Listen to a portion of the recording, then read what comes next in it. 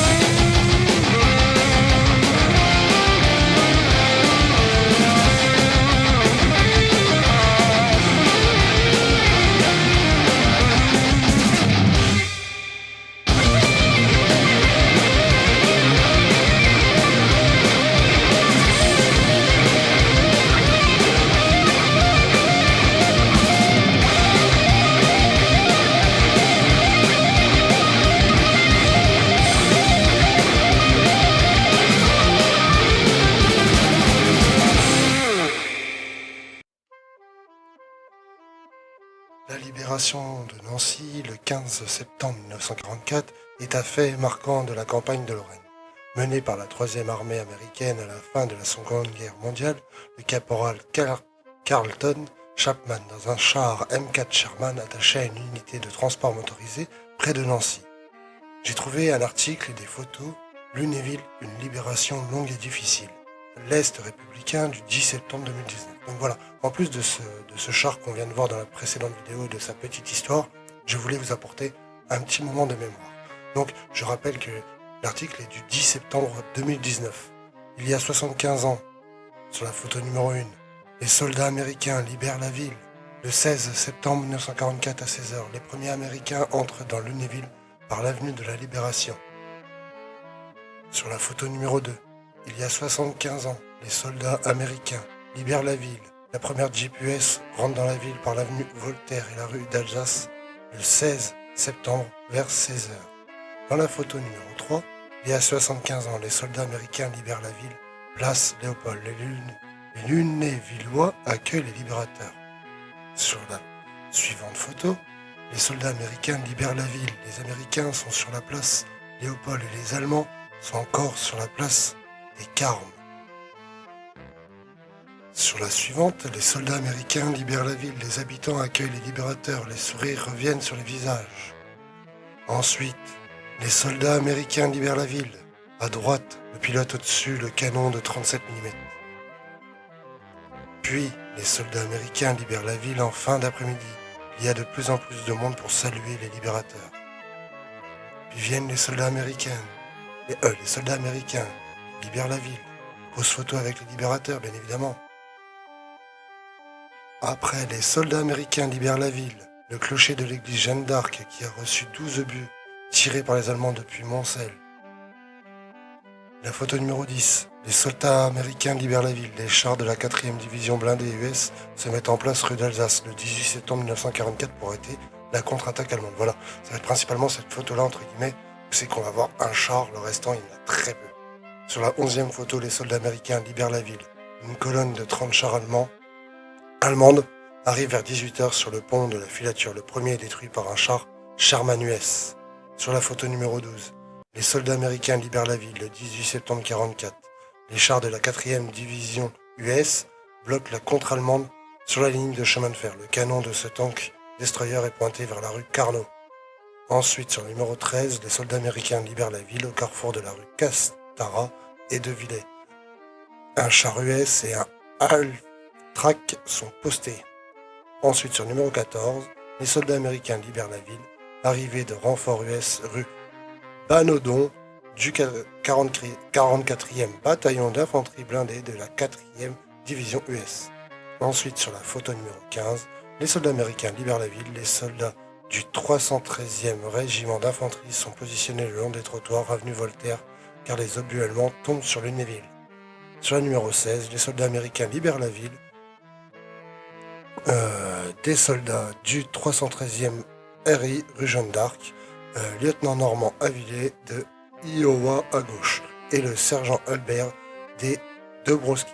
Et sur la dernière photo, la numéro 17, les soldats américains libèrent la ville, rue J. Gardet, un prisonnier allemand sur une Jeep avec un soldat US blessé lors de combats rue de Sarpent. Voilà, tout simplement. Je voulais faire cette petite aparté dans cette fin de vidéo. Voilà, tout simplement. J'espère que vous aurez apprécié cette vidéo et ce petit moment d'aparté qui rappelait en la mémoire un peu ce qui s'était passé et une petite partie de ce moment de ce char que l'on peut voir à l'Axou. Voilà, je vous renvoie avec le mois du passé. C'est parti. Et voilà, cet épisode est terminé, j'espère qu'il t'aura plu. On se retrouve très prochainement pour un nouvel épisode. Petit spoil, très bientôt on retrouve une vidéo parlant de mon équipement d'urbex et d'exploration. Car oui, il était important pour moi d'en parler de comment je m'équipe, mon casque, mes chaussures, mes gants, etc. Et puis la question m'a été posée plusieurs fois et encore il y a peu. Donc on se retrouve très bientôt pour parler d'urbex, d'équipement, etc. Ciao, bye bye.